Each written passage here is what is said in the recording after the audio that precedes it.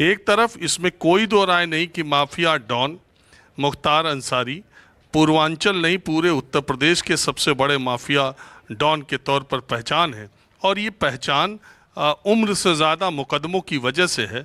और वो मुकदमे ऐसे हैं जिसमें हत्या, अपहरण, रंगदारी, जबरन ज़मीन वसूली, ये सारे मुकदमे हैं। 8 मुकदमों में सज़ा सुनाई जा चुकी है, जिसमें 2 मुकदमों में उम्र कैद की सज़ा है। ये एक पहलू है।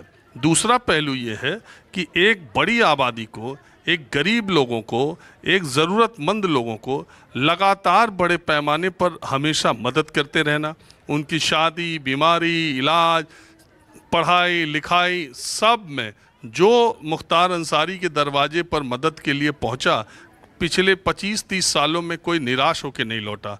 उससे एक रॉबिन हुड की छवि मुख्तार अंसारी की बनी है। देखिए, मैं इस इलाके को बहुत पहले से जानता हूं और मैं यहाँ बहुत 30 साल से आता जाता रहा हूं और मैं इलाहाबाद विश्वविद्यालय में भी बहुत लंबे समय तक रहा हूं। तो कई बार मैं सोचता हूं, अगर दूर के लोग ना समझ पाए, लेकिन अतीक अहमद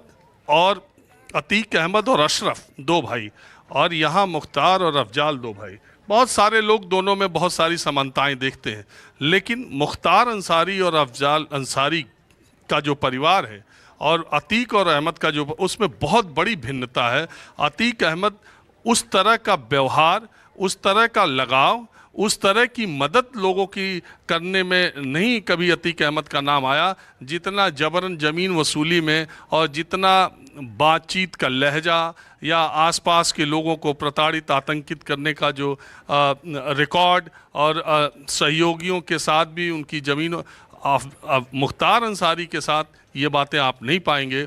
अगर आप राह चलते लोगों से बात करेंगे तो मुख्तार अंसारी की तारीफ़ में लोग कसीदे पढ़ेंगे, क्योंकि ये जो गरीब लोग हैं, जो ये आसपास के लोग हैं, इनको मुख्तार अंसारी से कोई दिक्कत नहीं रही, बल्कि मुख्तार अंसारी ने इन लोगों की मदद की असल। लेकिन अगर उसका दूसरा पहलू है कि कमाई के जितने संसाधन हैं, जितने ठेके पट्टे हैं, जितनी महंगी ज़मीनें हैं, जितने शराब, या शराब तो नहीं मुख्तार पे, लेकिन कोयले की जो मंडी है, उस सब पर अपने बाहुबल से वर्चस्व स्थापित करना और जो भी राह में रोड़े अटकाए उसको वहाँ से कांटे निकाल देना, ये फितरत बाहुबलियों की रही है। और मुख्तार अंसारी पर ये सारे मुकदमे इस बात की तस्दीक भी करते हैं। इस बीच आप देखिए भीड़ का वो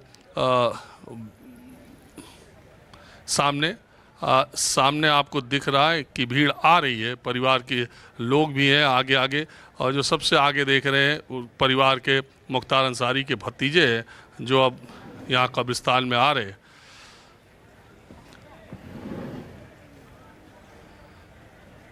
तो 2 पहलू है मुख्तार अंसारी का, जिसमें ये बात तो आपको दोनों बात देखनी पड़ेगी कि ज़मीन पर तो ये है, लेकिन बहुत सारे ऐसे परिवार हैं जिनके घर सूने हो गए, जिनके घर बहुत सारी ऐसी महिलाएं हैं जो विधवा हो गई, जिनकी मांग का सिंदूर उजड़ गया, और आरोप मुख्तार अंसारी और उस गैंग पर है।